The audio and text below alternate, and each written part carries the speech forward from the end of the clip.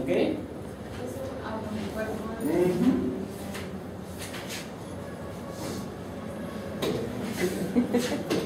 Es un autoanticuerpo. Mire, no ha hecho un anticuerpo. Ha hecho la definición exacta. Un autoanticuerpo. Dibuja el autoanticuerpo. No me vengan con los triangulitos de ayer, porque te arrastro como José Gabriel Condorcanqui. Y le va a salir en la televisión: un profesor abusa físicamente. Ya, dibújame una XG.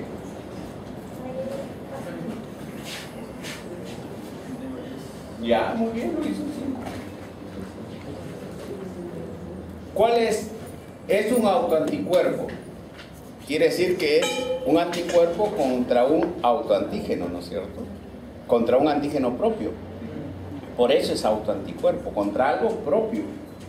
Auto viene no de Volkswagen, Mitsubishi, no. Viene de propio. Anticuerpo contra nuestros propios antígenos. ¿Cuál es el antígeno del factor reumatoide?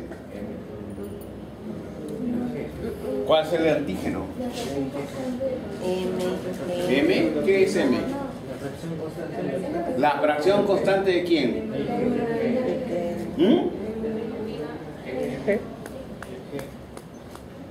Ya dijeron todo, pues algo, pues chiquito ya. Si es tu inmunoglobulina G, ¿cuál es la fracción constante? La de abajo. Subrayalo bien, caramba. La fracción constante de abajo.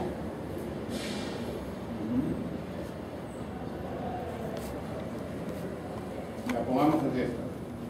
Hay una partita de acá también es constante. La otra es la variable, ¿no es cierto?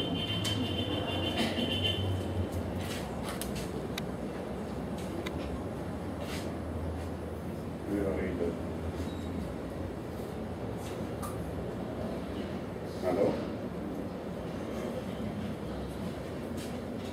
Dime.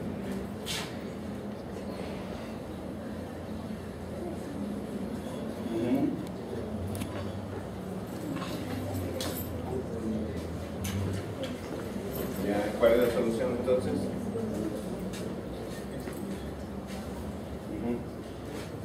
Ya, por favor, señor, coordínelo con la señora Isabel y ella tiene la autorización para que lo coordine. Yo ahorita estoy dictando clases, por eso no lo puedo atender.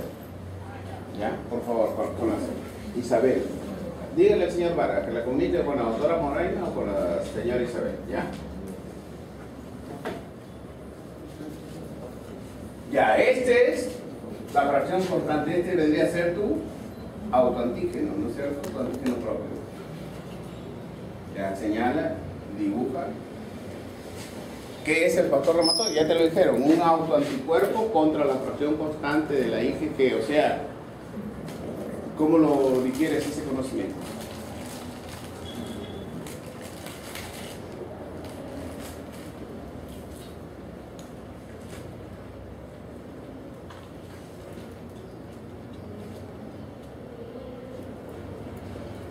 Piensan. Se acostumbran a leer nomás. Yo les he dicho, quiero que razonen, porque la vida de sus pacientes va a depender de su razonamiento. No de lo que lean, de lo que razonen, de lo que han leído.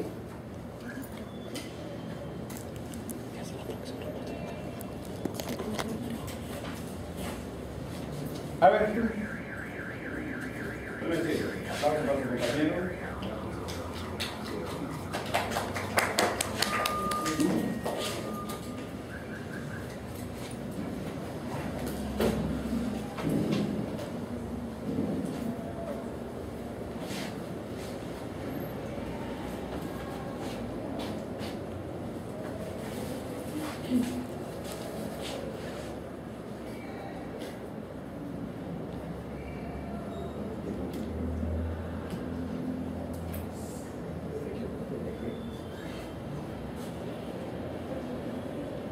Muy bien.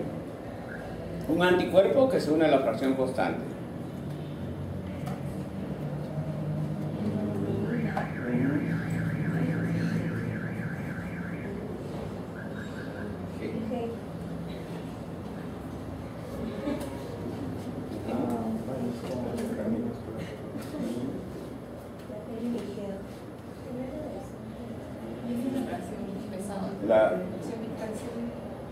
Esa es la fracción que se une a un antígeno es la fracción variable, ¿no es cierto?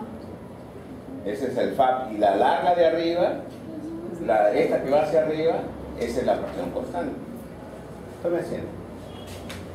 Quiero que aprendan eso, a razonar.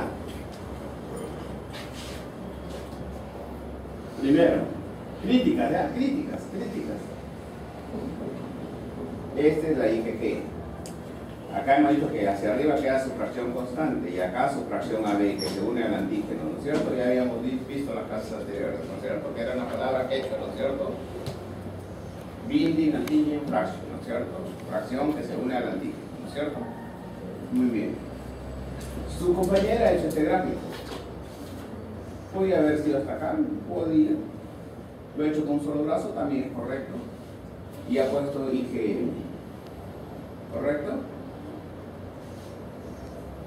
Incorrecto, ¿no es cierto? Porque la IgM es penta. Si ella quería hacer pentamérica, entonces ha tenido que hacer así, ¿no es cierto? Hasta ahí correcto. No necesita unirse por los 5 brazos. Necesita solo un brazo para estar unido. ¿Correcto? Ese sí es una IgM, ¿no es cierto? ¿Qué es el factor reumatoide?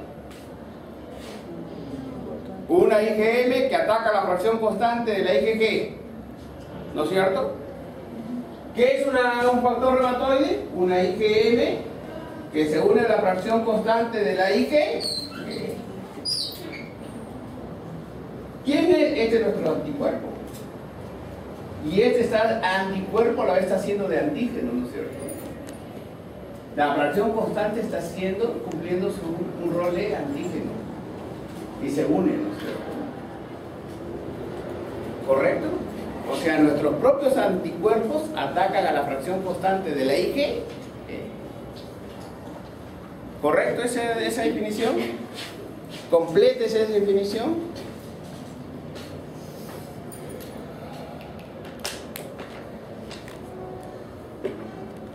¿Completa? Incompleta, ¿no es cierto? También la IgG contra la fracción constante de la IgG. Este sí vale como una IgG. Es monomérica, ¿no es cierto? Hay IgG que ataca la fracción constante de la IgG. Pase. Y hay IgA que ataca también a la fracción constante de la IgG. ¿Cómo se llama la fracción constante de la IgG? Gamma. ¿No es cierto? Gamma. ¿Comprendido? Gamma. Pero ¿quién es el que hay en mayor cantidad?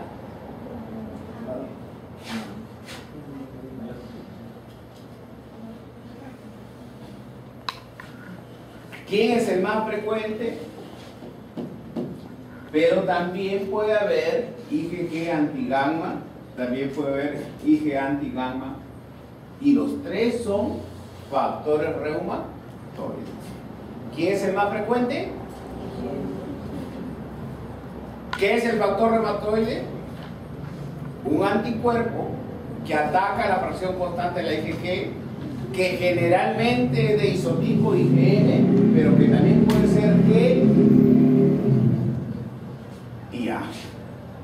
¿Comprendí? ¿Entendí entonces qué es un factor reumatoide?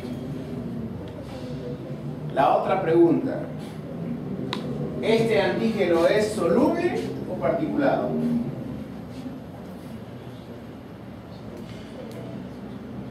Lo hemos visto ayer. Si no pregunto, esto se va. No es conocimiento. ¿Cuándo el conocimiento es válido? Cuando es significativo. ¿Y cuándo el conocimiento es significativo? Cuando es útil. ¿Comprendido? Entonces, ayer vimos que era un antígeno particulado, que era un antígeno soluble. ¿Está unido a una célula? ¿Está unido a una célula? No, ¿no es cierto? Si está unido a la célula es particulado. Si no está unido a una célula es... Entonces estos antígenos son...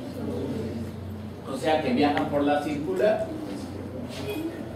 ¿Qué pasaría si avanza una gran cantidad y pasa por los riñones? ¿Podrían taponar el riñón? Si van a una articulación, ¿podrían quedar atrapados en una articulación? Por eso se explica, no por las puras, sino porque tiene una aplicación. Ya después le enamoran el parque. Yo comprendo, yo también he sido joven, así que no le voy a llamar más la atención. No, pero disculpe, ¿son dos listas? ¿Tenemos que anotarnos en las dos? ¿Ah? ¿Tenemos que anotarnos en las dos? No, en una nomás. Una es para acá, para la derecha, y otra es para la izquierda. Sí. No se preocupe, yo entiendo, yo también he sido joven, ¿no? También he sido palomilla, malcriado, irreverente, de todo, ¿no? Así todos vamos madurando. Comprendí entonces que es un factor reumatoide. Ya. Estos anticuerpos pueden ser no patológicos. ¿Sí? O sea, lo podemos tener y no ocasionar enfermedad. Muy bien. Sí, lo podemos tener y no ocasionar enfermedad. Entonces, ¿de qué depende? Para que sean considerados patológicos. De la cantidad. Nosotros le llamamos de la concentración. ¿Qué es equivalente? A mayor concentración, mayor probabilidad que ese factor reumatoide sea pato. Entonces le devuelvo la pregunta. Si está en baja concentración, no serán patológicos, ¿no? ¿No es cierto? Porque ha dicho que depende de la concentración. O sea, en concentración baja no son patológicos. ¿Correcto? ¿No? O sea, no deben existir entonces.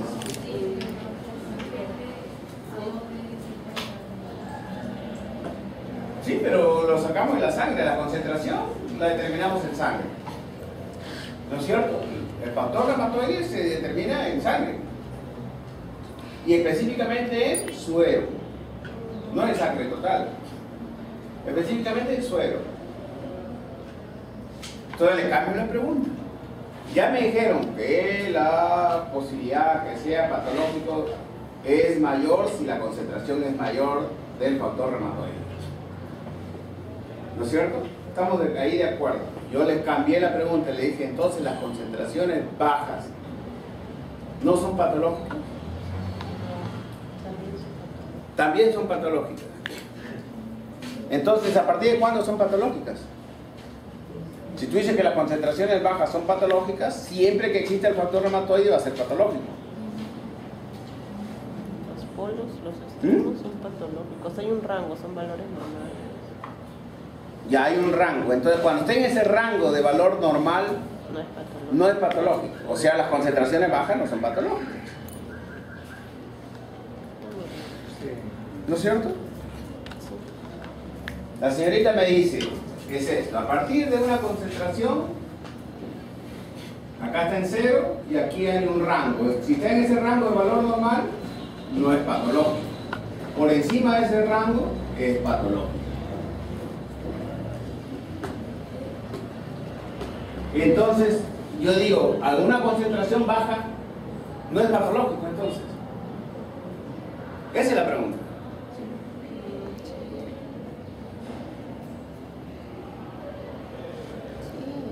Como decía Gareca, sí. Me encanta esa pregunta. sea, yo soy Gareca, ustedes son los jugadores de la selección peruana. Ustedes son más importantes, ¿no es cierto?, que Gareca, ¿no es cierto? Ustedes son los que juegan. Entonces, concentraciones bajas no es patológico, ¿correcto? Dentro de los valores normales, porque si no, no se llamarán valores normales, ¿no es cierto? ¿A qué llevo esto? ¿Por qué friego con esta pregunta que parece tonta? Porque concentraciones bajas son fisiológicas. A concentraciones bajas, el factor reumatoide es fisiológico. Y esto viene aunado a otro concepto. ¿Existe entonces autoinmunidad fisiológica?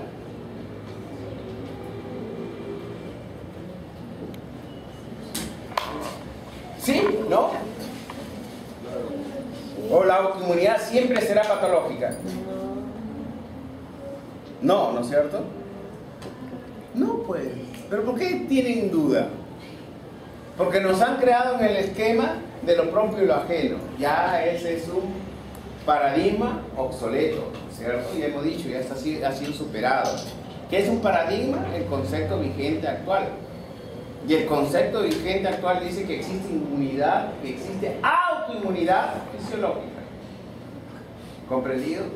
De tal manera que si nosotros tenemos factor reumatoide en bajas concentraciones, va a cumplir un rol fisiológico. Les queda a ustedes averiguar cuál es el rol fisiológico del factor reumatoide en la autoinmunidad fisiológica.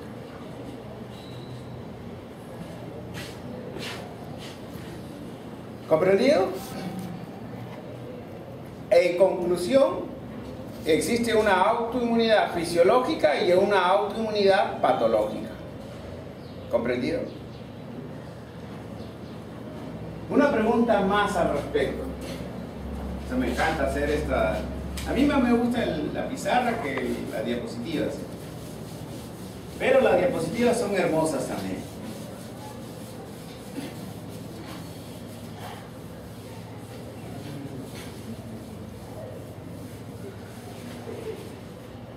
¿Cuántas células se producen en la médula ósea por día? ¿Cuántas células? Nuestra médula ósea, que es la fábrica de la sangre. La sangre se produce en la médula ósea, los elementos celulares de la sangre se producen en la médula ósea. ¿Cuántas células se producen por día?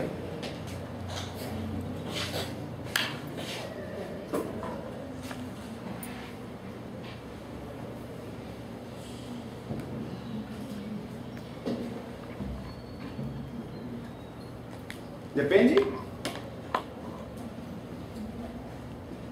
A ver, usted sí lo dice.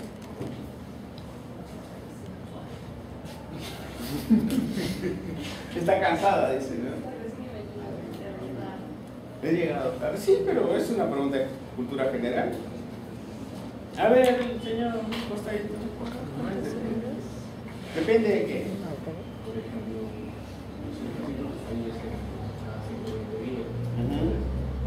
Cada 120 días se forman nuevas células.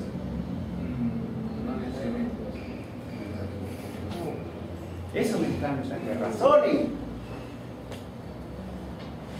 Todos los días se forman. O sea, el que se forma hoy día se morirá en 120 días. El que se forma mañana se morirá en 121 días. El que se forma el tercer día se morirá en 123 días, ¿no? En promedio, al día, ¿cuántas células se forman? Millones. Pongamos la respuesta correcta, millones. Ya, millones es la respuesta correcta. Le sigo preguntando. Como un niñito. ¿Cuántas se mueren al día? Millones. Si se forman al día millones, se mueren al día millones. ¿Qué palabra mágica resulta de que se mueren y se forman? Millones. ¿Cómo se llama la palabra mágica?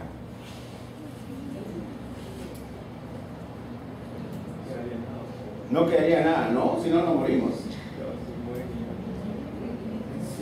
Se mueren millones, pero nacen millones. ¿Cómo se llama la palabra mágica? Equilibrio. En términos médicos, ¿cómo se llama la palabra mágica? ¿Comprendido? Si no se forman, nos quedamos aplásicos. ¿No es cierto? Entonces, así como nacen, mueren. Para mantener el equilibrio. Y si no mueren, ¿qué se forma? Tumores, ¿no es cierto? Cáncer, leucemias, etcétera, etcétera, ¿no? Muy bien. Pero ese no era el sentido de la pregunta. ¿Cómo se entierran los millones? Nacen, van a desarrollarse, pero los que murieron, ¿cómo se entierran? Los macrófagos. Muy bien. ¿Y ese no será un proceso autoinmune? Fisiológico. En sus propias palabras les demostré que existe una autoinmunidad fisio. Se forman 3.700 millones de células por día. Por lo tanto, se mueren 3.700 millones de células por día. 3.7 por 10 a la 11. Altísimo, ¿no es cierto? No es una cantidad pequeña. Y se mantiene en equilibrio gracias a esa palabra mágica que se llama homeostasis. El que nos creó. Si usted no cree, la naturaleza. Si usted es creyente, el Señor. Mire, si no nos damos cuenta del milagro que somos, no nos valoramos. Somos un milagro. ¿Conocen una fábrica que produzca 3.700 millones de productos al día y que elimine 3.700 millones de productos al día? No existe. Nosotros somos esa fábrica. Nos ha pasado ISO, nos ha pasado control de calidad, etc. Tenemos la certificación tal. Por naturaleza somos una maravilla. O por naturaleza somos un milagro de la vida. Muy bien. ¿Alguna pregunta? ¿Qué se diferencia la autoinmunidad de la autoinmunidad?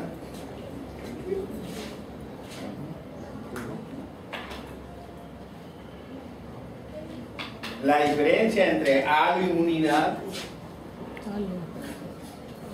si quiere con doble L también, inmunidad,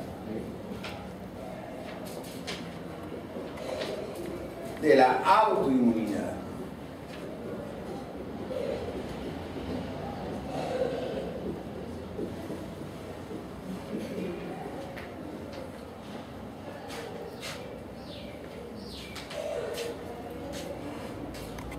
¿De qué se diferencia?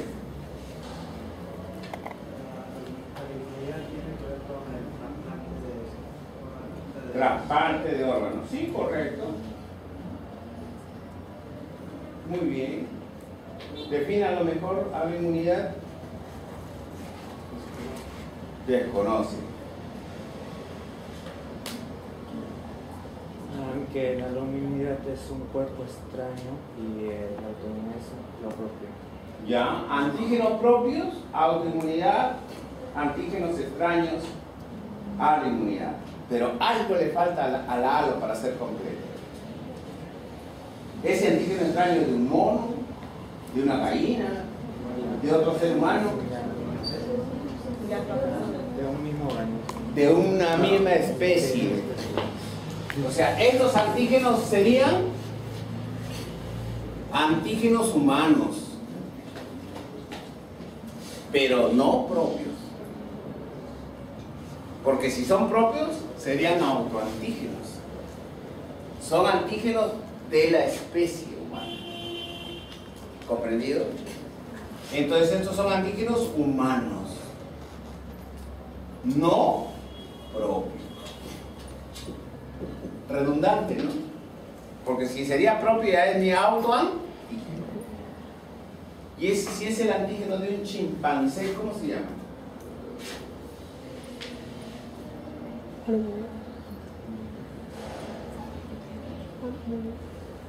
Me está acariciando en la oreja. Me retiro mejor, es sentido. Me ha murmurado. Esta es una clase docente, señorita, no me puedo hablar de la manera.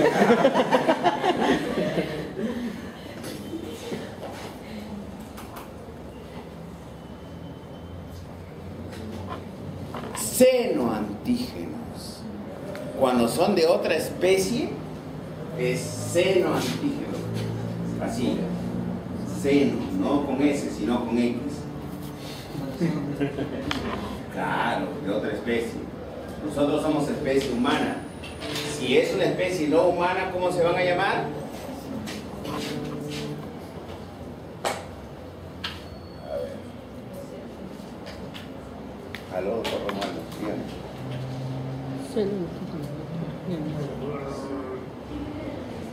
Ya. Sí, parece que sí, que hay un problema también de coagulación. Sí. Ya. Gracias. Un abrazo. Ya. Muchas gracias. Ya va.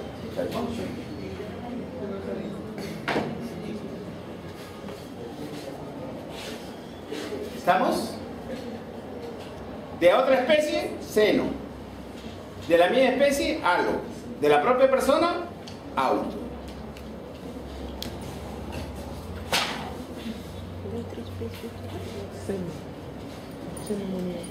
Vamos a dibujar a la señorita. ¿Cómo te llamas, señorita? ¿Cómo te llamas? Marley. Marley está acá.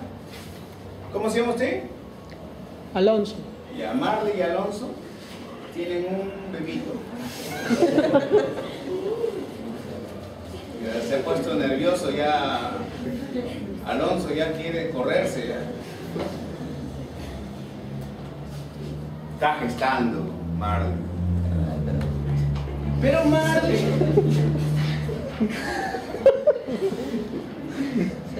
Será así, ¿no es cierto? N. Marlin así. Sí. Marlin es RH negativo. Y Alonso, que no tiene nada de, pero que bien vivo, que ya le embarazó, es RH positivo. ¿No es cierto?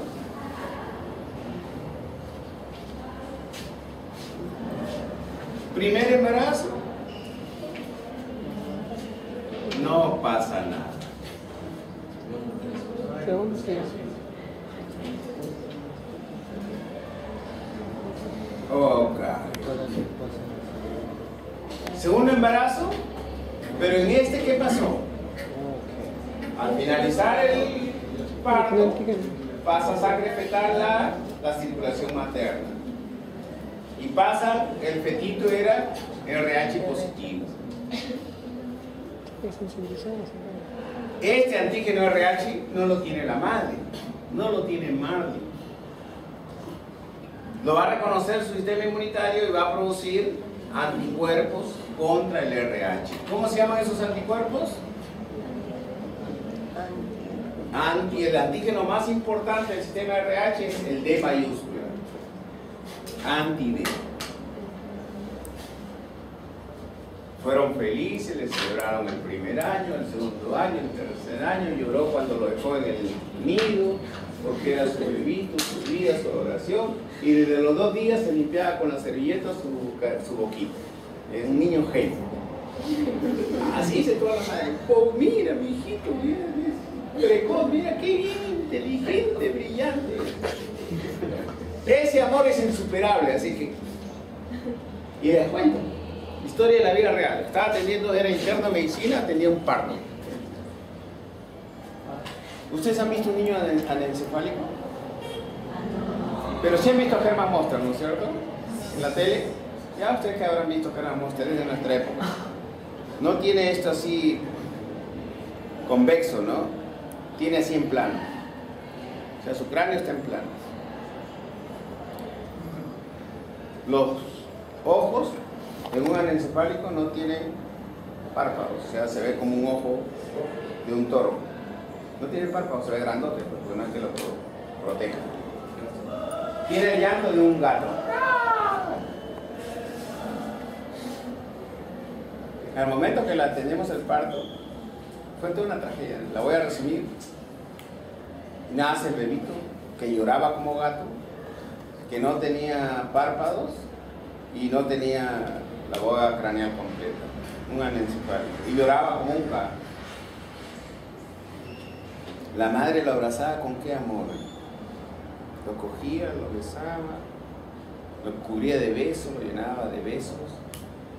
Y entró en un llanto largo cuando le dijimos que ese niño no iba a vivir más que algunas horas. Anencefálico atendido. Y la madre, ¿en qué llegó? Un vestido celestito, casi eso que se pone en la niña, pero largo, decolorado por el sol de tantas veces que lo habrá puesto a secar al sol, en sandalias, una total pobreza. Sin embargo, sea rico, no rico, pobre, lo que sea, el amor por sus hijos es extremadamente grande. Cuando yo he visto ese mismo con una colega, Betito, no lo destapes, déjalo ahí nomás. Lo ocultaba porque tenía todas las alteraciones. Pero en la forma innata del amor, ese es el amor de la madre. ¿Con qué cariño lo cogí? Muy bien. Acá, ¿qué ha producido anti-D? Para un segundo embarazo, ¿qué va a hacer?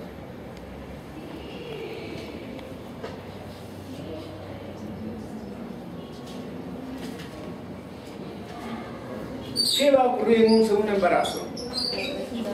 Aborto.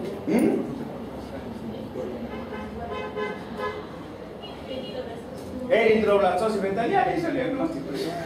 Ella de frente, ¿verdad? Oye, ¿te casas conmigo o no? ¿Me amas? No. ¿Te casas conmigo o no? Sí.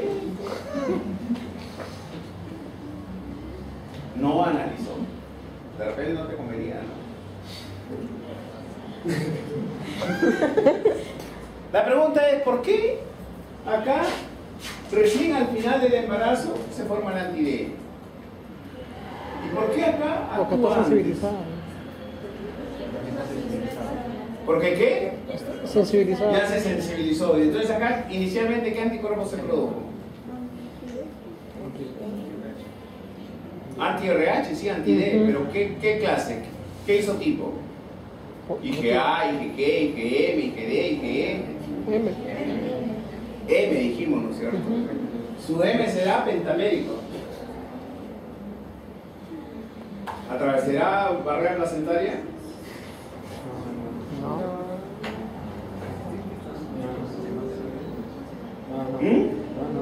No atraviesa, ¿no es cierto? ¿Y un contacto secundario qué produce? ¿IgM o IgG? ¿IgG atraviesa barrera placentaria? Es así. Sí, es. Acá es M, fundamentalmente, y acá es G. Acá inicialmente es M. Acá es IgG. Pero ¿por qué acá recién en el momento del parto se sensibilizó? Y acá no es el parto, es durante el embarazo, durante la gestación. ¿Por qué?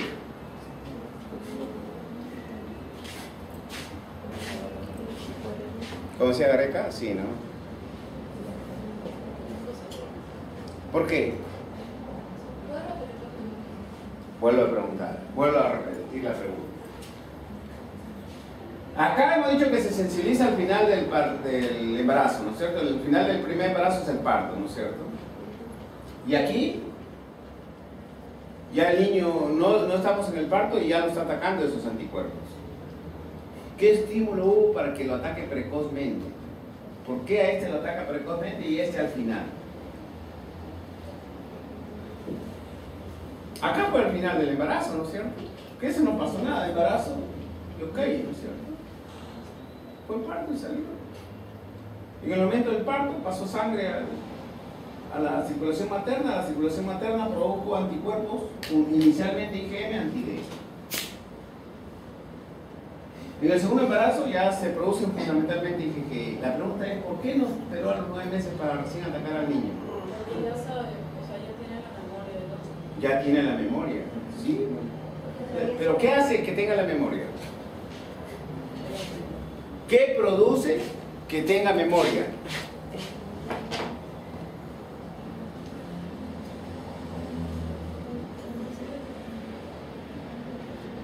Tengo un primo hospitalizado en emergencia, por eso estoy contestando. ¿Qué hace? ¿Mm? Ya hubo un contacto, en el primero también hubo contacto. Pero el segundo Claro, ya, el segundo ya la dije que ella atraviesa.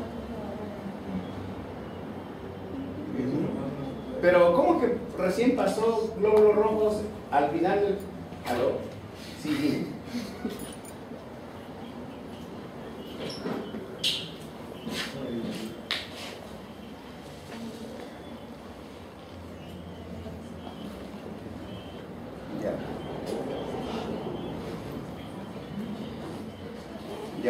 Ya lo vio el hematólogo.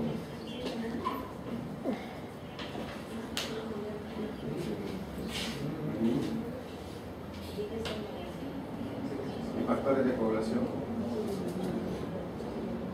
Ya te voy a mandar un teléfono y si de esto le llamas, y si no, de media hora le llamo. Está en clases igual que yo, la doctora Moreno. Te voy a mandar la doctora Moreno que te voy a dar es hematóloga, pero ella iba a enviar a un residente. Ya.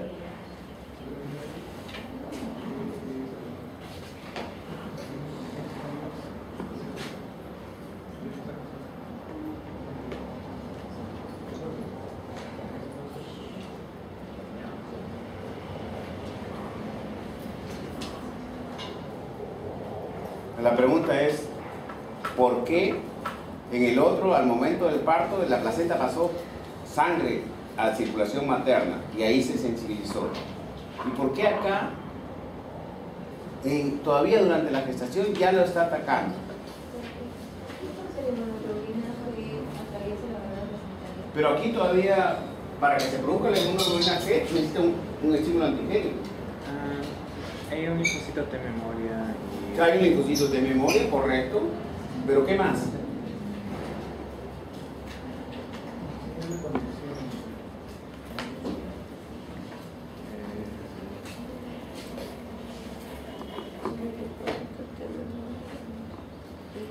Voy a ser exagerado. En el momento que el del parto pasó 1 litro de sangre del niño a la madre. Y acá ha pasado 1 mililitro de sangre, nomás, de la circulación del niño a la madre. Y ese mililitro ha sido suficiente para estimular al linfocito de memoria. ¿Qué quiere decir? Que el contacto secundario requiere concentraciones mínimas del antígeno. El contacto primario necesita concentraciones mucho mayores.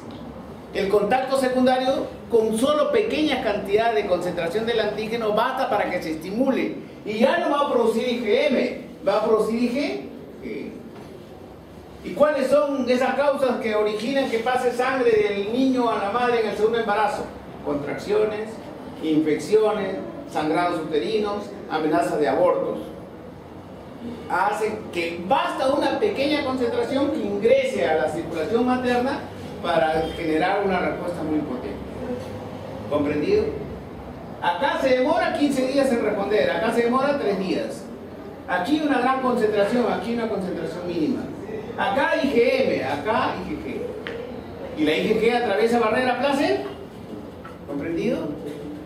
Eso es lo que quería decir. ¿Qué le ocurre al niño? Hemólisis. La hemólisis genera ¿qué? Anemia. La anemia ¿qué genera? Hemólisis, anemia, ¿qué más? Shock. Ictericia. Si esto se sigue agravando, insuficiencia cardíaca congestiva, hepatomegalia, esplenomegalia, edema generalizado,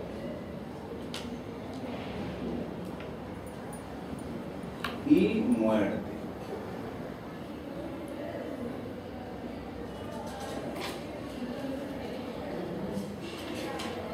Todo generado ¿por qué? Por los anticuerpos de la madre que atacan al glóbulo rojo del niño, que tiene antígeno D. El antígeno es D y el anticuerpo es anti-D. Genera una hemólisis, una anemia, una ictericia, insuficiencia cardíaca, hepato, esplenomegalia, muerte.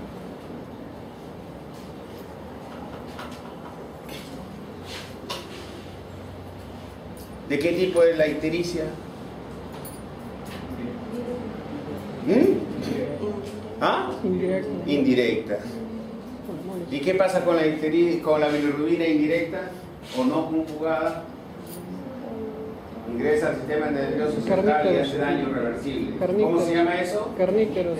Carníqueros. ¿No es cierto? Carníqueros. ¿Y con qué se evita eso? ¿Con qué se evita eso?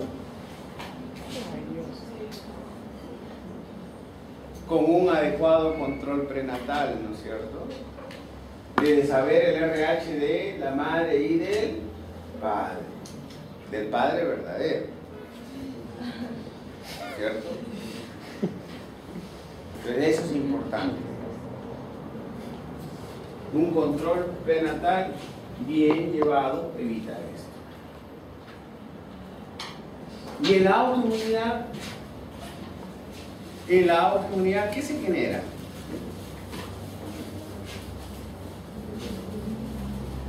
La anemia hemolítica autoinmune.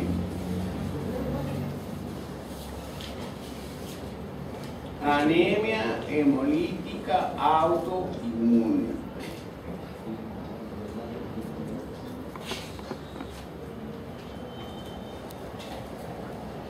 La más frecuente se debe a IgG. Anticuerpos IgG.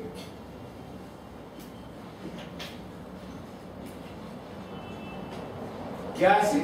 Según el glóbulo rojo, genera una hemólisis extravascular.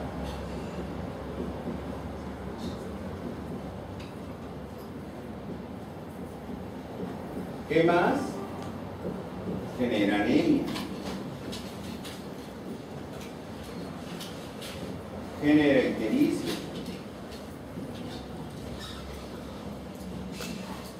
¿La ictericia va a carníqueros?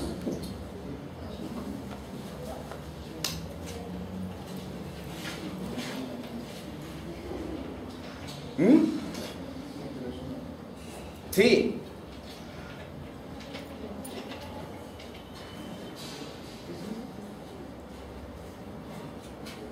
Esa es mi pregunta.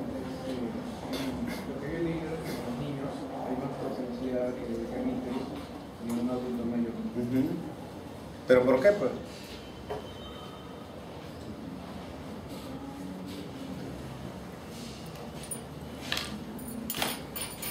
La pregunta es esto: ¿cuántos leucocitos tiene o hematíes tiene un recién nacido?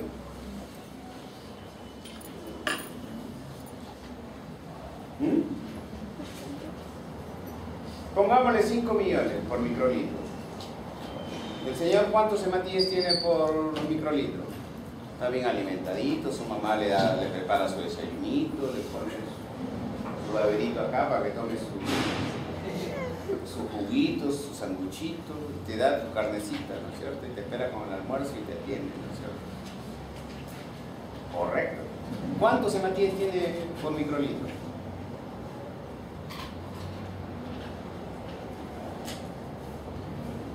Menos, también puede tener 5 millones, ¿no es cierto?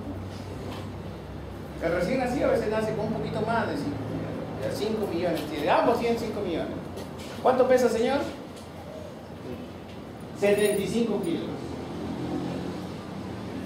¿Y cuánto pesa el recién nacido? 3 kilos. ¿Qué impacto tiene la misma explosión de sangre en un organismo de 3 kilos o de 75 kilos?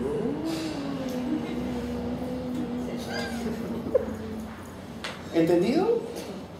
¿Cuán importante el tamaño del organismo? Pues eso nos explica todo. La distribución de 1 kilo de matíes en 3 kilos es diferente a la de 1 kilo de matíes en 75 kilos. ¿Comprendido? Por eso que al adulto no le da carnívoros. Al recién nacido sí, porque la concentración en 3 kilos es mucho mayor y generalmente se asocia a una cifra mágica. Cifra mágica decimos porque se le ocurrieron 20 miligramos de bilirrubina indirecta. Es un alto riesgo que le dañe el sistema nervioso central al recién nacido. ¿Comprendido? Entonces al adulto no le da, pues permítelo, ¿no? ¿Qué más le da?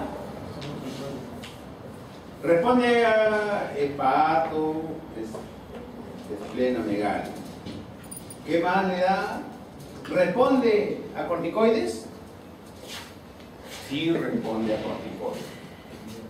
Respuesta a corticoides.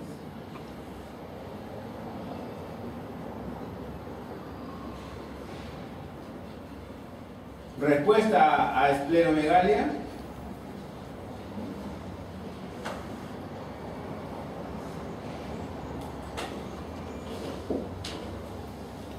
Respuesta a esplenomegalia.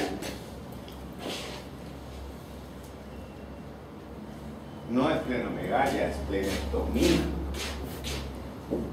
Esplenomegalia es el crecimiento del vaso. La esplenectomía, ¿qué es? Quitarle el vaso, ¿no es cierto? Y generalmente se debe que, o sea, la anemia hemolítica autoinmune puede deberse a una hemoglobina G, que produzca hemólisis, anemia, ictericia, hepatoesplenomegalia, responde a corticoides y a esplenectomía.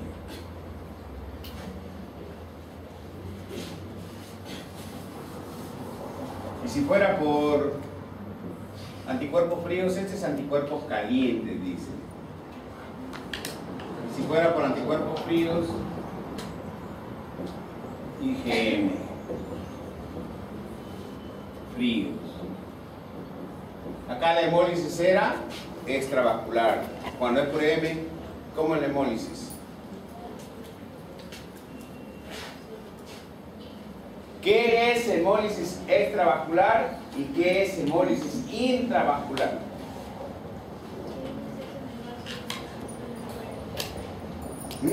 Una es en el vaso y otra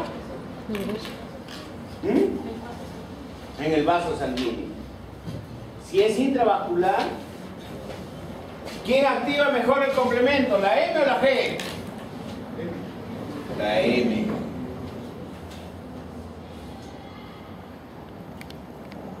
Entonces activa el complemento.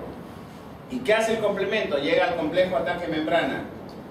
¿Y qué hace? Lisa en el propio vaso sanguíneo hemólisis.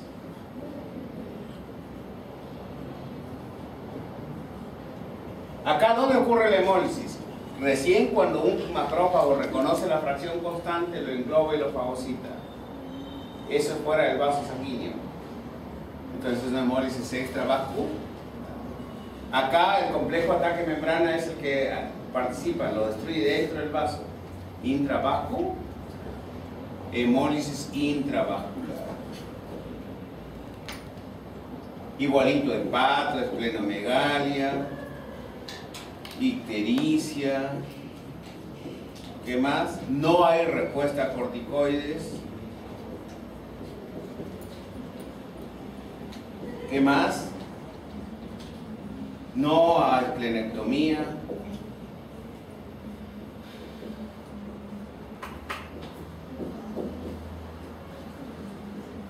¿Qué más? Una cuestión bastante importante de que diferencie una de otra.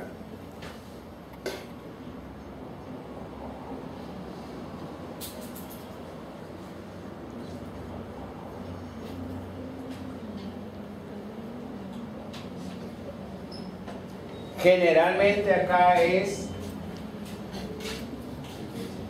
primaria.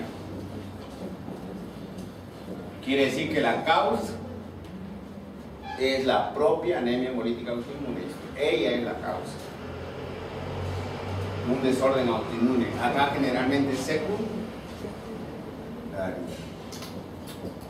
¿Secundaria qué?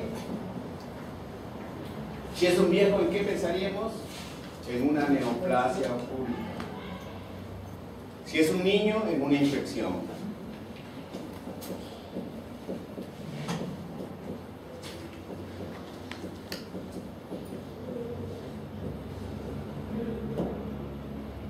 Así nos enseña House, el doctor House, así con su paciente, ¿no? Después llega el diagnóstico, va viendo esas causas. Secundaria, es por anticuerpos fríos, hazle una resonancia, hazle una tomografía, búscale un tumor, encuéntralo, búscale oculto, hazle una colonoscopía, hazle una endoscopía, tómale placa, busco algo que sea la causa. Va a responder la anemia cuando le viene la causa. Si opero el tumor y lo saco, la anemia se cura. ¿Comprendido?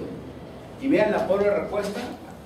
Aquí responde a corticoides, responde a plenectomía. Aquí no hay respuesta a corticoides, no hay respuesta a plenectomía. ¿Y por qué esto del frío? ¿Por qué es importante el frío? Con eso cambio y termino este tema. Porque se activan a menos de 37 grados. Nuestra temperatura corporal es 37 grados. Ahí se activa muy bien los IgG. Pero cuando llevamos al paciente descubierto, desabrigado, en su silla de ruedas, lo sacamos a tomar una placa de pulmones, unos rayos X, unos análisis, se baja la temperatura corporal y se activa la IgM rápidamente, produce una hemólisis severa. ¿Qué tenemos que hacer con estos pacientes? Que vayan bien abrigados, bien arropados, que haya calor ahí, para que no se active la IgM, porque la IgM no se activa a 37 grados. ¿Quién se activa a 37 grados? La IgG. ¿Comprendido?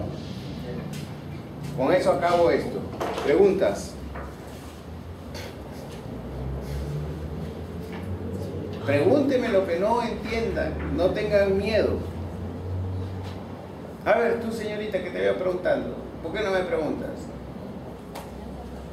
¿Qué no entiendes? No, lo que pasa es que me fui un ratito al baño y me perdí. Ah, te perdiste. Del baño, ¿no lo ubicabas?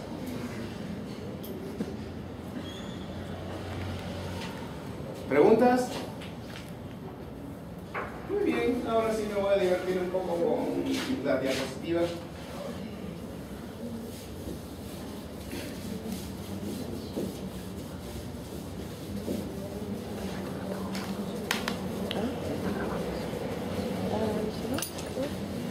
Ya, pero está bien. Ya me dio el link al correo.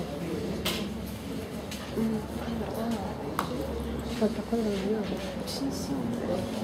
Dejé por ahí una lista de asistencia. Los que no han firmado, vayan firmando. Los que han llegado después.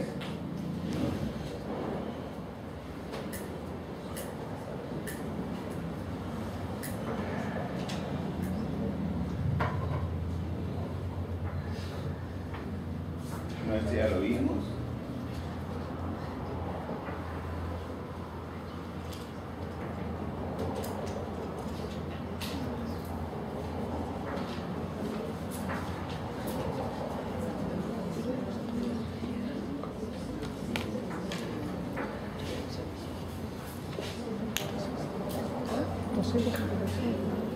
Hasta ahora sigue siendo un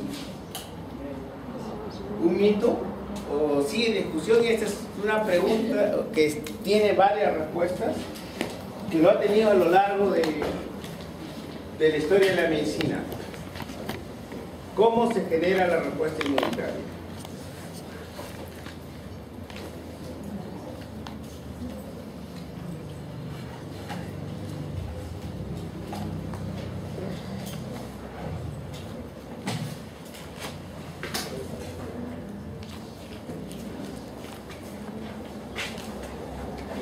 Y este es el padre de la inmunología moderna, Rama Fallenbrunner. En ese entonces no existía especialidad de inmunología. Hace 2 años recién la Universidad Ricardo Palma tiene especialistas en inmunología. Y eso es bueno. ¿Qué decía Burdner? Mira, el linfocito B, 1959. Más de 50 años tiene esto. Más de 60 años.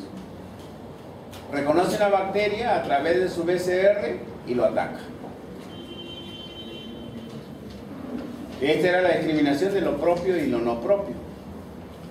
El sistema inmune no responde a los componentes propios. Reconoce a través del receptor BCR. ¿Qué vieron? Mire, dentro de esa línea comenzaron a publicar también sus discípulos. Peter Brekke y Melvin Kohn describen la segunda célula en la respuesta inmune.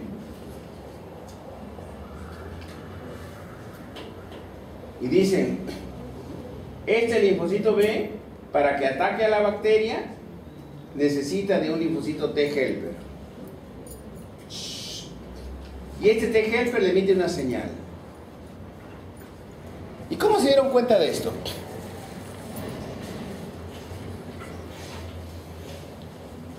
Hicieron un experimento.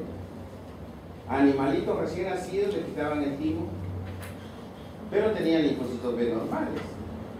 Y estos animalitos que le quitaban el timo y que tenían linfocitos B normales no producían concentración de anticuerpos normales.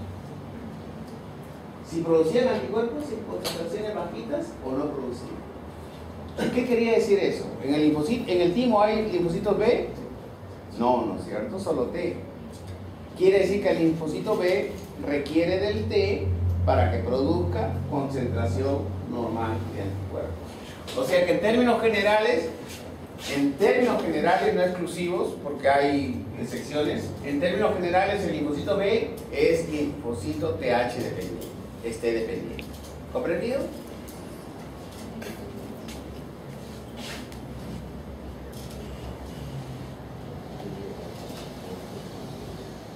Y dentro de los discípulos, acá está la Ferti Cunningham, acá lo vamos a... La Ferti Cunningham en 1974 proponen una tercera célula, la célula presentadora de antígeno.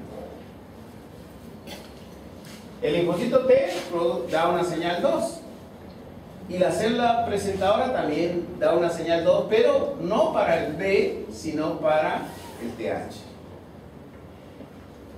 Lo que hemos estado estudiando, ¿no es cierto? Que el linfocito, la célula presentadora presenta antígenos al linfocito T y que este T le emite una segunda señal al linfocito B.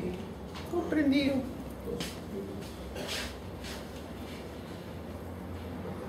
Un paradigma en 1986. Ya pasó, ¿no es cierto? Ya es un paradigma obsoleto. En 1986, Mossman y Kaufman describen la polaridad de la respuesta TH y la dividen en TH1 y TH2, y de acuerdo a las citocinas que producían. Gamma, factor de progreso tumoral, TH1. 4, 5 y 10, TH2. Mossman y Kaufman. ¿Cuándo hablamos de polaridad? Cuando existen dos opciones, polo norte y polo sur. Polaridad. En las elecciones, las últimas han sido PPK, Keiko. En las anteriores fueron Humala, Keiko. En las anteriores fueron Humala, García, ¿no es cierto? Y así, ¿no es cierto? En las anteriores fue García con Toledo, ¿no es cierto? Y así. Polaridad, o sea, quedaron los dos finalistas y esos entre estos dos. Pasó a la historia, revolucionó la inmunología, revolucionó la medicina. Pero ya también cayó en que apareció otro concepto, ¿no es cierto? Ya superior. Por eso ahora hablamos de TH17, ¿no es cierto? Ya no es entonces polaridad, ya son tres, ya es un trío, ya no es polar. Y si ya no hay polaridad, ya cayó el paradigma, ¿no es cierto?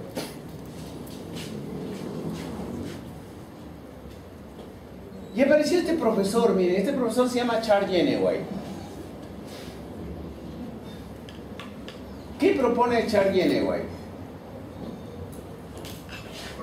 Dice, oye, si la célula presentadora reconoce microbios, la célula presentadora tiene que tener un receptor para los microbios. Y los microbios tienen que tener unos patrones moleculares. El receptor de los patrones moleculares se llama PRR. Es otro concepto revolucionario.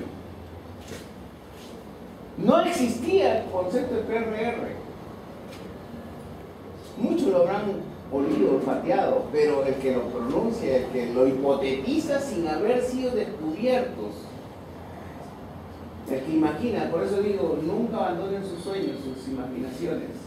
Charles Jenner nunca lo olvidó y hipotetizó los PRR. Dice, la respuesta inmune no comienza acá, comienza aquí.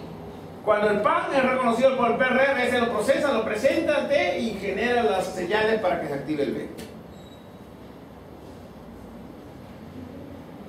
¿Bacán? Bacán.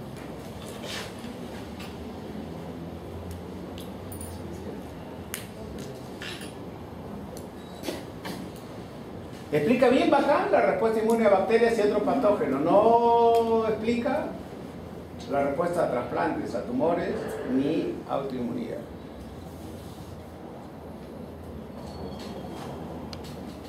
¿No es cierto? Volvemos. ¿Qué es este PRR? Es este que PAN. ¿Y el PAN propio de quién es? De microbios, ¿no es cierto? ¿Y nuestra célula propia es microbio? ¿Y nuestros trasplantes son microbios? ¿No es cierto? No explica la autoinmunidad, no explica los trasplantes, no explica las células neoplásicas tampoco, porque no son tumores, no son microbios.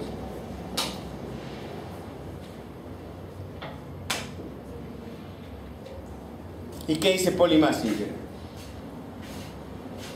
Estaba leyendo un poco de la vida de Polly Massinger. Deja tu celular. Voy a poner como en mi época. Nosotros, yo soy de la época que estiraban la mano y si nos daban una tabla acá. Yo pertenezco a esa generación. Sí, nos golpeaban. Nos daban la oreja y iba tu madre y te decía: dele más, profesor. Que se corrija, profesor. Que sea un buen hombre. Si es necesario, yo le doy el doble si usted le pega. En esa generación. Ahora no hay derechos del niño, etcétera. Lo meten a la cárcel al profesor, etcétera. Pero mi generación así creció. Bueno, volvamos acá. Yo solamente le he señalado así, por si acaso, no le agredí.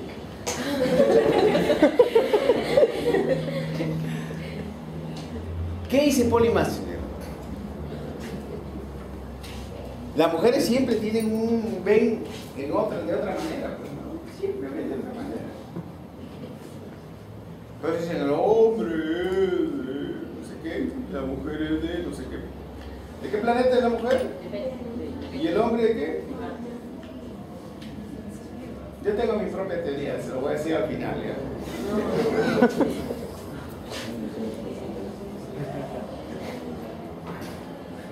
Vamos a salir de toda la palabrería. ¿Qué dice Polly Massinger? La célula presentadora no se activa por PAN, se activa por DAM, por señales de peligro, de daño. ¿Y quién libera esas señales de daño? Las propias células de nuestros tejidos. Estas emiten señales que son captadas por la célula presentadora y genera la respuesta inmunitaria. Oye, eso sí me explica, porque ese no es un microbio, este es propio. Me explica la autoinmunidad, me explica la inmunología tumoral y me explica la inmunología a las células neoplásicas, a los trasplantes. ¿Sí? ¿Comprendido? Esta es una señal endógena. El PAN es una señal exógena. ¿Qué ha habido en el descubrimiento de la ciencia?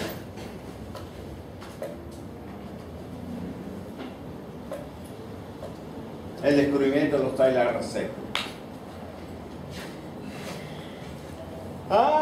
¿Y qué era esto? de pan, lipopolisacáridos, flagelina, DNA de bacterias. ¿Eso a favor de quién está? ¿De Charles Jeneway o de Polly Messenger? Charles. Charles Jeneway dijo que los receptores, inventó los receptores PRR. Este está a favor de Charles Jeneway, ¿no es cierto?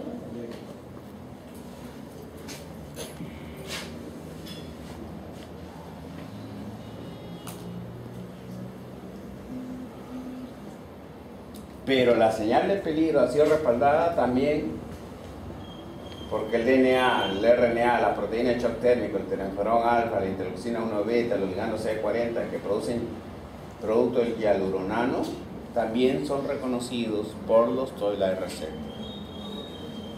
¿Qué quiere decir? Que el PRR reconoce señales exógenas y señales endógenas.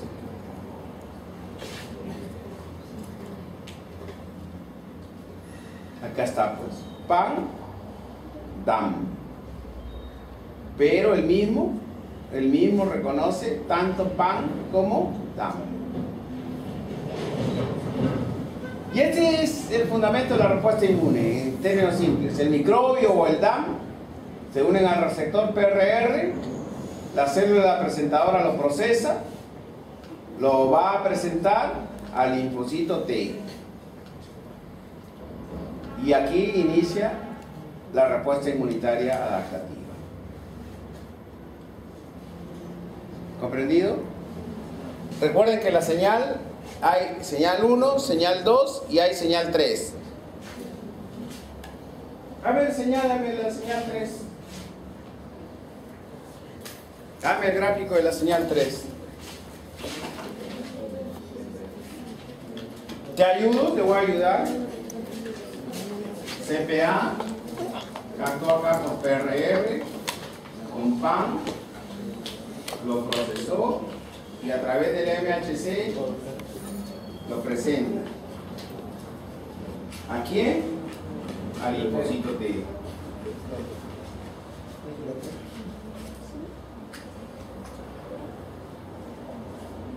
Y para que no se quede solo en señal 1, hay una señal 2 dada por las moléculas coestimuladoras.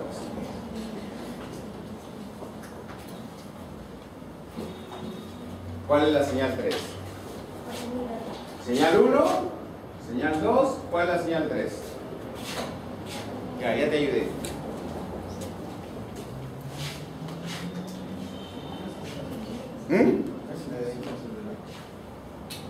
Estoy preguntando a ella.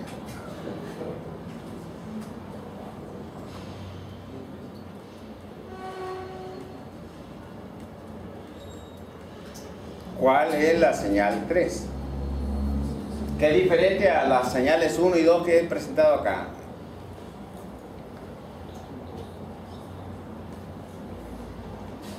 ¿De ese no se va a comenzar a proliferar y a dividir, a ver expansión clonal? Sí, ¿no es cierto? ¿A través de qué es? De citocinas. Entonces, tanto este produce citocinas, como este produce citocinas. Y algunas citocinas son autocrinas, o sea, se estimula para él mismo.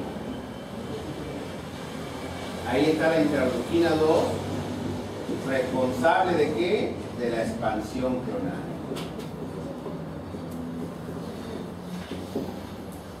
¿Cuál es la señal 3? ¿Cuál es la señal 3? La producción de citocina que sigue después de la señal 1 y señal 2. Que ellas se producen hacia sí mismos y se autoestimulan. Si produzco yo interleuquina 2 sobre mí mismo, voy a formar otro doctor Chunga y se van a formar 20, 30, 100 doctores Chunga. ¿Entendido? Esa que vendría a ser producto de la señal 3 que está mediada por interleuquinas o por citocinas. ¿Comprendido? Entonces, ¿cuál es la señal 3? La producción de citocinas. ¿Comprendido? Muy bien.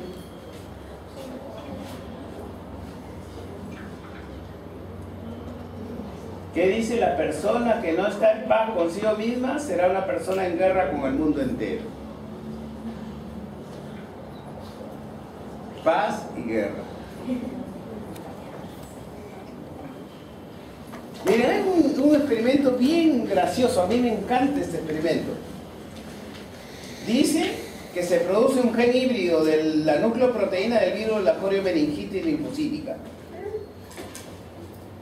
¿Este virus qué produce? Coriomeningitis. ¿No es cierto? Y produce un gen híbrido. Le ponen la parte del virus y parte del gen promotor de la insulina de la rata. O sea, este es un gen híbrido. Un gen lo deriva de la rata y otro de un virus. Y lo juntan.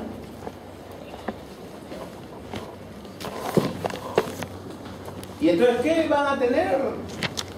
Ratones transgénicos que expresan acá en su páncreas, porque esto está unido en la insulina, en el páncreas, que expresan antígenos de la nucleoproteína del virus de la coriomeningitis. Si este páncreas tiene en adicional un antígeno viral, ¿no es cierto? Porque es producto de este gen. Le han manipulado para meterle un virus al páncreas del ratón. ¿Ese antígeno viral es propio del ratón? No. ¿Debería generar respuesta inmunitaria? A ver, vamos a ver. La nucleoproteína del virus se expresa en las células beta y no provoca respuestas de células T.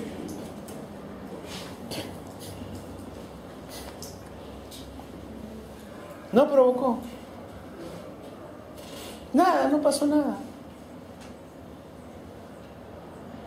¿Ese en qué ambiente fue? ¿De paz o de guerra?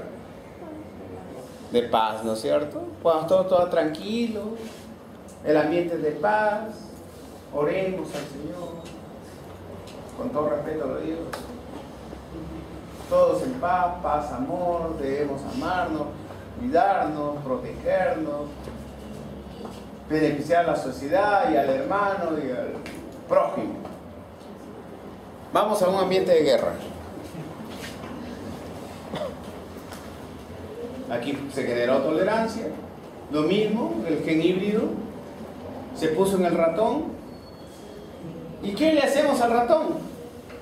Le inoculamos en su colita al virus. Le ponemos infección con virus de la coriomeningitis linfocítica. Le ponemos al virus natural. ¿Y cómo responde este sistema? A través de células TCD8. Recuerden que las TCD8 tienen propiedades antivirales. Entonces, no solamente está en el páncreas, ¿no? Sino también le estamos poniendo a través de la colita, ¿qué? El virus. ¿Y cómo responde el ratoncito? Con células TCD8. ¿Qué van a hacer las células TCD8? Lo van a perseguir al virus. ¿Y qué le hacen al virus? Lo buscan hasta en el páncreas. Y destruyen las células TCD8 activadas, se infiltran en los islotes y destruyen a las células beta nucleoproteínas positivas del virus. Ese es producto de este gen de la nucleoproteína. Recuerden que se había metido al páncreas, ¿no es cierto? Ahí ya habíamos tenido este transgénico. Después los infectamos con este acá en la cola. Y lo busca el sistema inmunitario, es implacable. En su afán de destruir al virus, también se destruye él Mismo.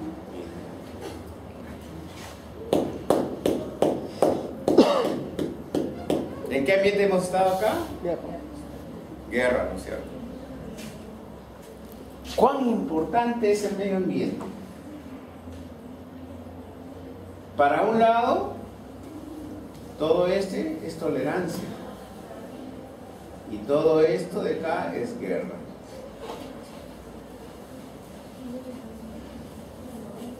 ¿Preguntas? En el caso anterior, primero le dimos uno que estaba híbrido, y luego ya uno sí propiamente el virus de coriomeningitis. Coriomeningitis linfocítica. Así, o Claro. y el híbrido sí o sí no te iba a hacer nada. Claro, no te iba a hacer nada porque era solo un antígeno del virus que se le había pegado a un gen humano o a un gen del ratón en este caso. Pero no tenía toda la propiedad de formar un virus completo. Solamente una expresión del antígeno viral en un tejido diferente. ¿Vamos? Porque solamente habían colocado que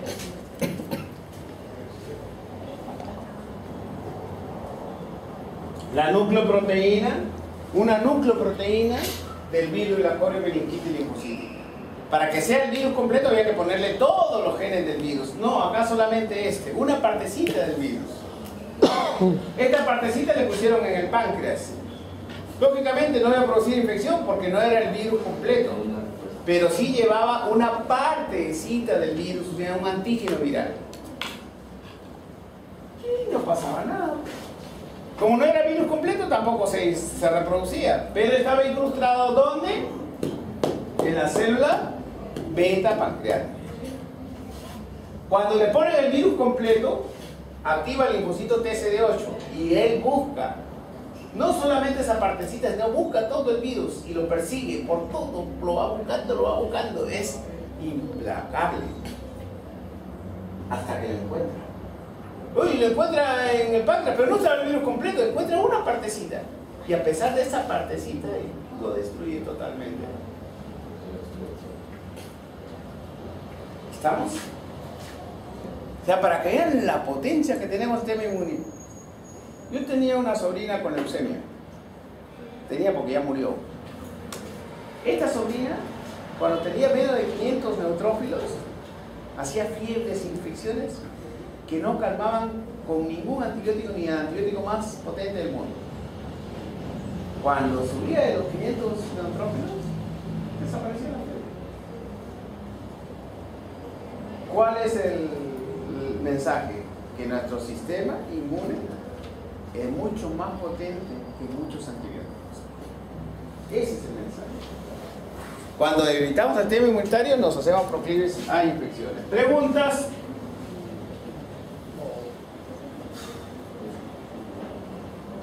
¿No hay preguntas?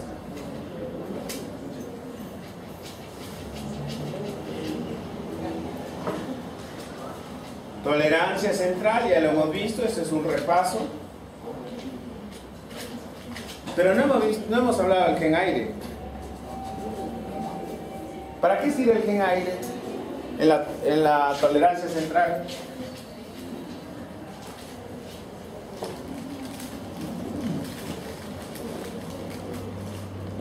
A ver, algo quieres decirme. Sí, ¿por qué te chupas? Porque no he almorzado, nada más. Y como soy diabético me baja mucho la glucosa. Tengo que echarle algo. Porque yo uso insulina. Con Coca-Cola. Y la insulina es un marcador que favorece el cáncer. Y ya me ha dado cáncer. Yo soy un paciente con cáncer. ¿Cáncer o tumor? Cáncer. Tiene un cáncer del colon. Y gaseosa. La gaseosa es terrible para mí. Es fuente de glucosa. Para mantener un poco, para que no me desmaye ahorita de hipoglucemia. Por eso como, disculpe.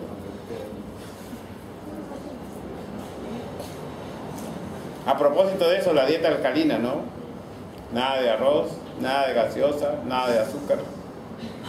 Lo único que puedo comer es pescado de carne oscura, carne de cuy, nada más, nada de papas fritas, nada de pan.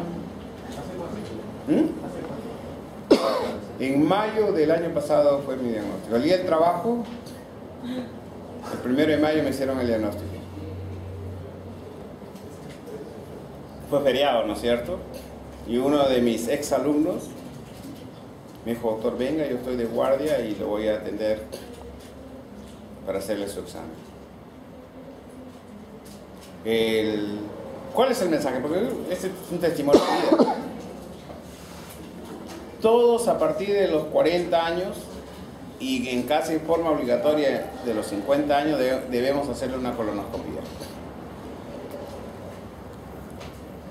El riesgo de cáncer se da por el tamaño del tumor.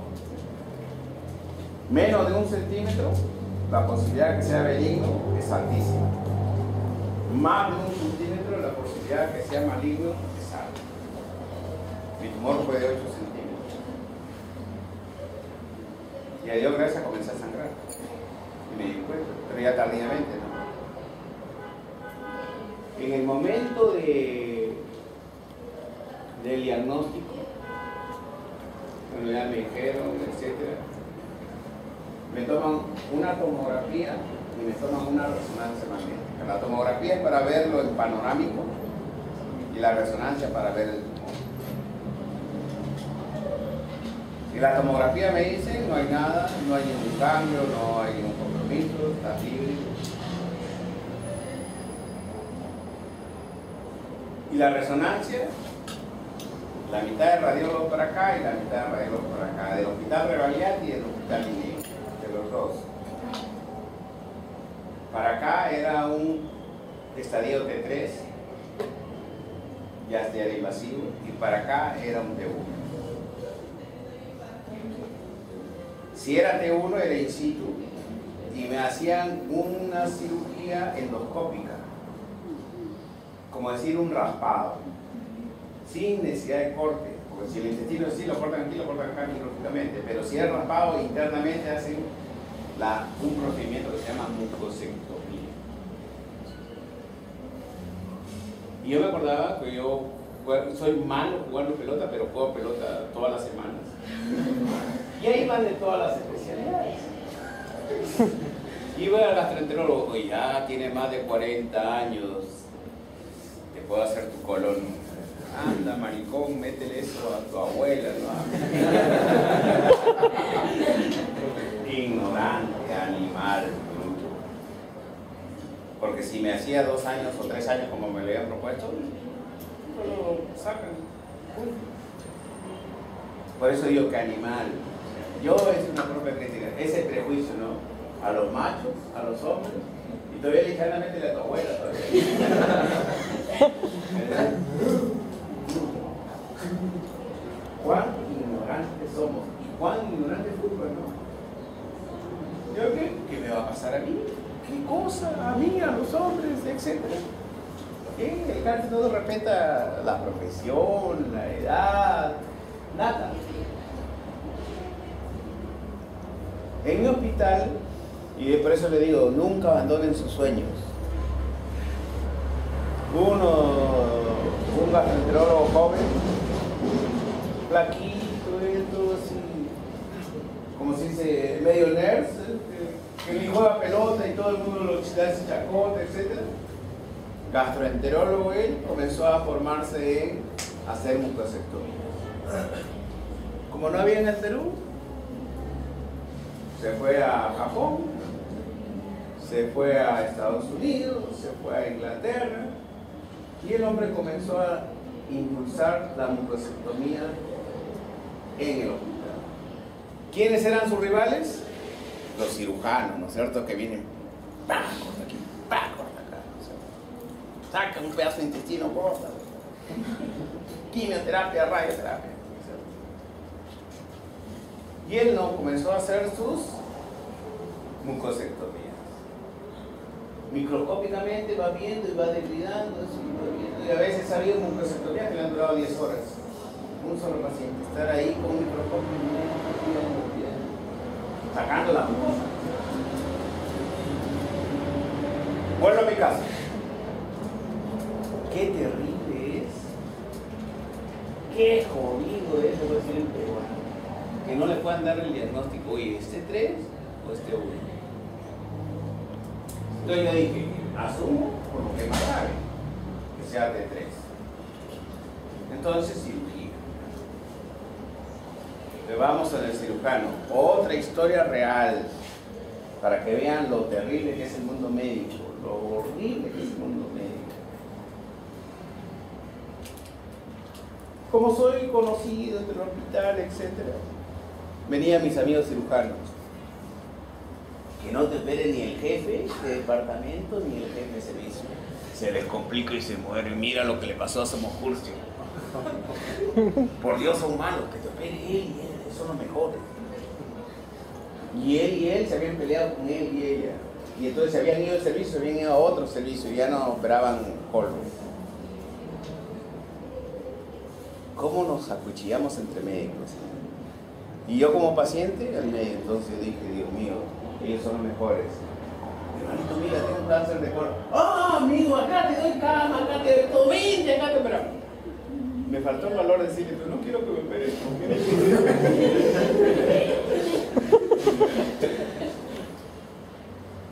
Son hechos reales. Imagínense con los pacientes, ¿no?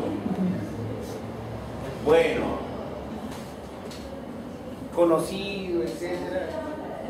La chica está con cáncer, vamos a ver. Mis ex alumnos, eso yo agradezco a Dios.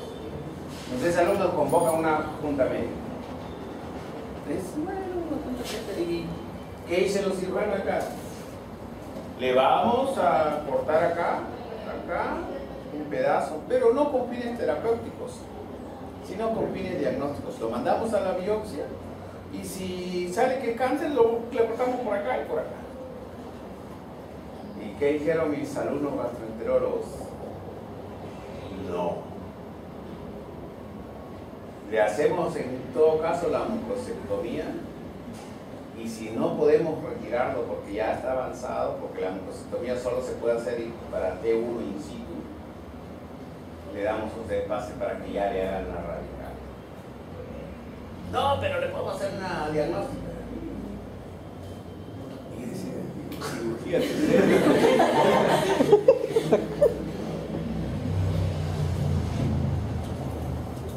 Mejor que no haya escuchado lo que he dicho. Me viene el gastroenterólogo, mi ex alumno, y me dice, ¿sabe qué quieren hacerle, doctor? Le van a hacer un procedimiento quirúrgico cruento, solamente con fines terapéuticos. ¿Y sabe cómo le va a quedar su tracto digestivo final? Con sensación permanente de deposiciones. Que no va a saber si realmente va a querer defecar o no. Entonces va a tener que usar pañales de forma permanente. Con la sensación de hacer deposición las 24 horas. O sea, hasta cuando estaba dormido yo decía, oye, tengo ganas de ir al baño. Terrible. Para eso, doctor, mejor le hacemos la mucosectomía. Y si no es terapéutica, porque la mucosectomía es terapéutica, lo regresamos a cirugía.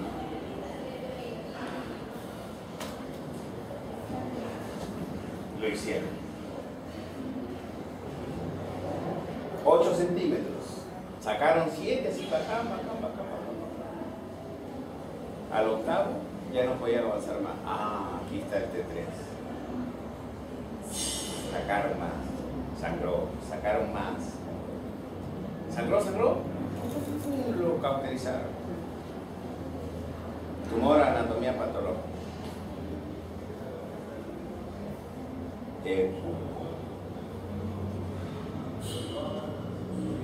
Yo esperé 7 días ese resultado y no me considero una persona cobarde ni con miedo, pero ese es de la boca para afuera. Hay un miedo endógeno que tú no lo manejas y yo me sentía valiente, pero ¿cómo me di cuenta de mi miedo endógeno? Que realmente he sido cobarde, naturalmente cobarde, orgullosamente cobarde.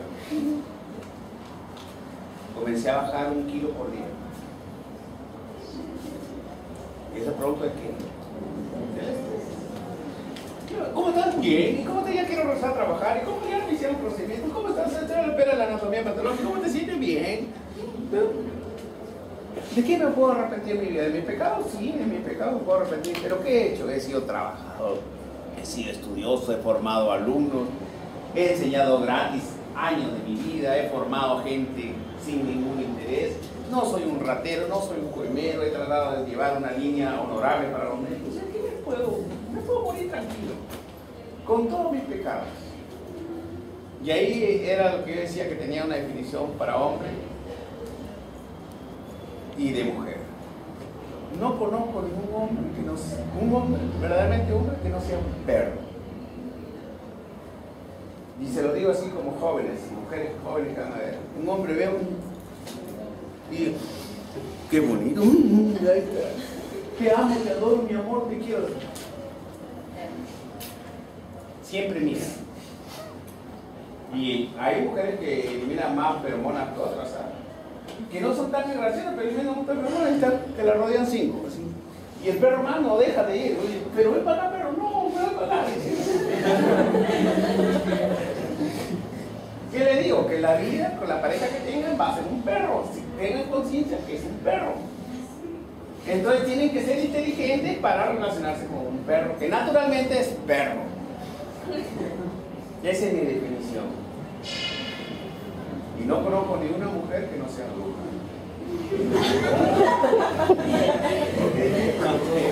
Joder, pero Juan de la nada.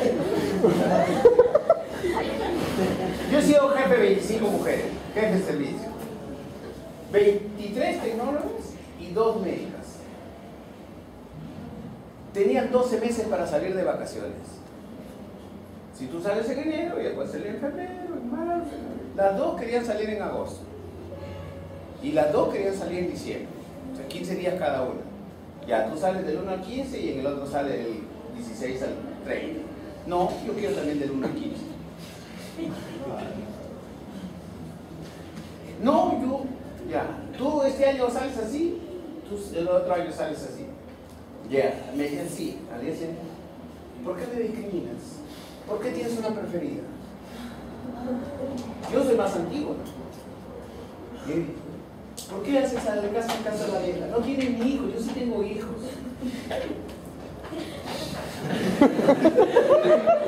La gana de dolor.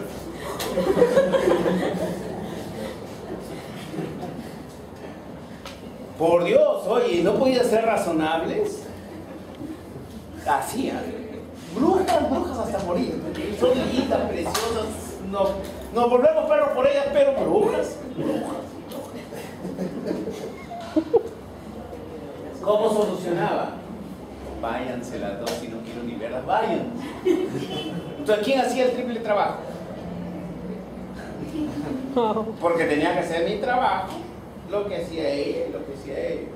¿A qué hora salía del hospital? 5 o 6 de la tarde, trabajando tempranito, no dándole duro para alcanzar. Porque las benditas mujeres no se habían puesto de acuerdo para salir en la vacación. Y ya me tenían tan harto que ya váyanse. Váyanse. ¿Me hace eso un hombre? ¿Qué pasa?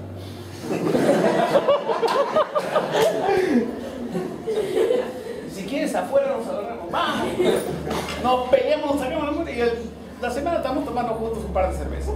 Y se acabó el problema. Una mujer con... Pasaban 6 años y seguían acordándose que hace 6 años no le había dejado nada. Vida real, hechos reales. ¿Ya tiene mi definición de hombre y mujer? Ya lo tiene. Ni me mires así, ni ponga cara de carito, porque terrible eres.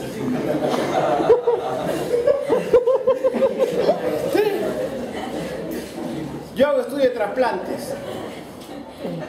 Y el sistema de HLA sería 50% del papá y 50% de la mamá. Enamorado del hombre. ¿Cómo te llamabas, chiquito? Alonso. Alonso, era Aloncito, buena gente. ¿Y acá cómo era? ¿Ah? Mar. Tiene un hijito, 50%. Y cuando le analizo no es el 50%. Otro es el papá. Porque si es el papá, tiene que tener necesariamente el 50%. Mírale allá. Allá de frente. Será, dice, no. Hijita, tu hijito que necesita trasplante no es de Alonso. No, se ha equivocado usted. ¿Qué me va a ofender? Yo sé con quién me ha acostado, con quién lo he hecho. ¿Cómo va a decir? Es de Alonso. La fregué, estoy ofendida, disculpe, señorita. ¿Podrá venir Alonso para repetirle a su hijito? Sí, lo voy a traer, pero no me voy a ofender. Bueno, con cuidado. Precinto de seguridad, filmación, todo para tener que no se equivocaba la muestra. Volvemos a procesar y sale que no es el papá. Señorito, no es el papá. ¿Me sigue ofendiendo? ¿Cómo no es el papá? Si tiene lunarcito en su plantita de su piel, igualito. Él también lo tiene en su lunarcito. Y es medio así, y el hijito también es medio así. Pero no es. Ya, pues ya he repetido la prueba. Entonces, doctor, me han cambiado de hijo.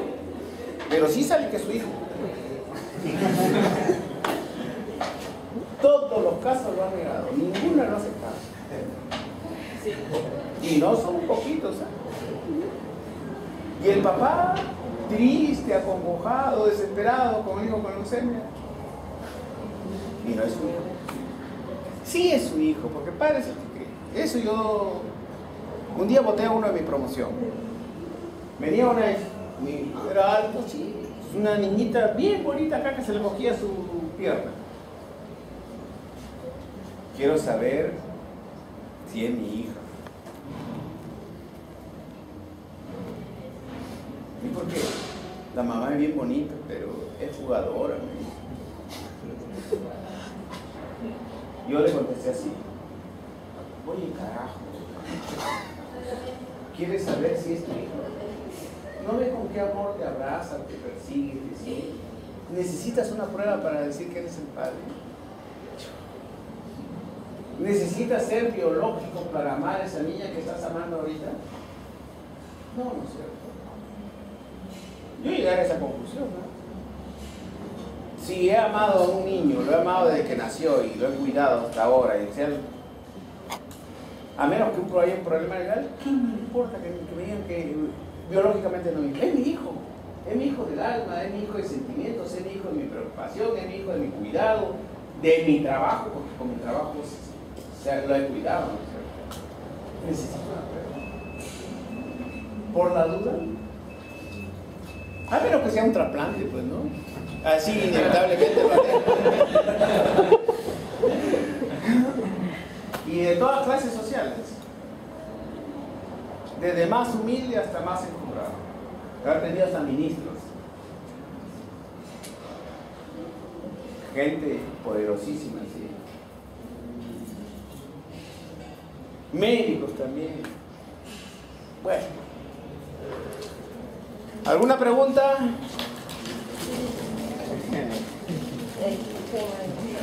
Ah, el gen aire, con eso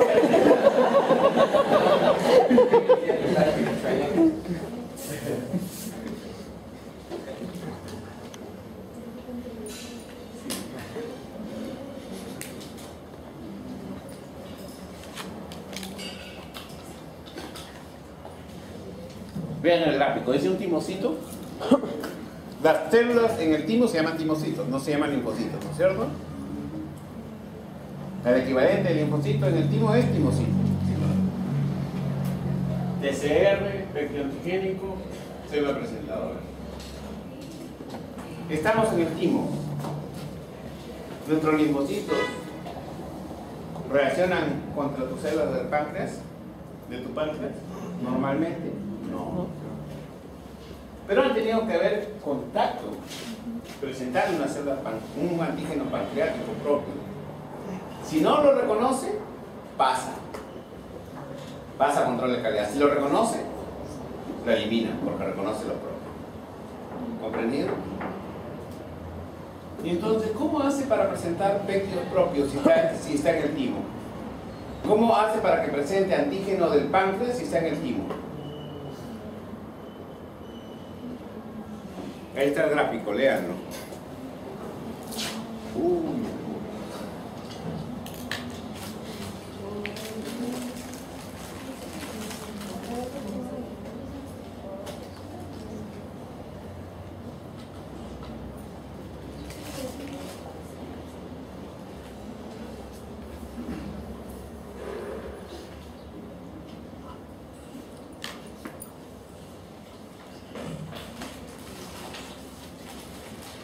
Porque el gen aire codifica a través de su DNA, de sus genes, antígenos propios ectópicos. Páncreas, riñón, hígado, glándula.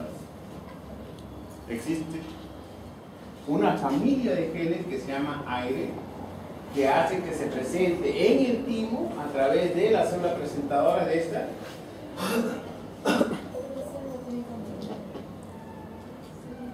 Hace que se presenten antígenos linfocitos. Los que reconocen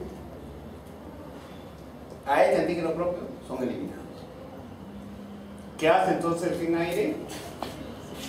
Expresa antígenos propios ectópicamente. ¿No es algo maravilloso? ¿Quién pensó eso? ¿La naturaleza o el Señor? La naturaleza, no sé. El Señor, no sé. Profesor, tengo una duda. Acerca de ese gen que eres el gen aire, ¿se puede decir que tiene toda la cantidad de antígenos del cuerpo? No le podría contestar. ¿Un almacén se podría decir de la mayor cantidad? No le podría contestar. ¿Por qué? Porque todavía se siguen descubriendo nuevos antígenos presentados por el gen aire. De repente no todos, pero sí una gran cantidad de antígenos. Hasta el momento se conoce una gran cantidad de diferentes antígenos propios que son expresados a través de esta familia, porque sería una familia de genes gen aire. Iban más de 1000, pero no sé si nosotros tenemos solo 1000 antígenos propios. A eso me refiero. Pero este es uno de los mecanismos para expresar moléculas propias ectópicamente en el timo. ¿Bacán? ¿Alguna otra pregunta?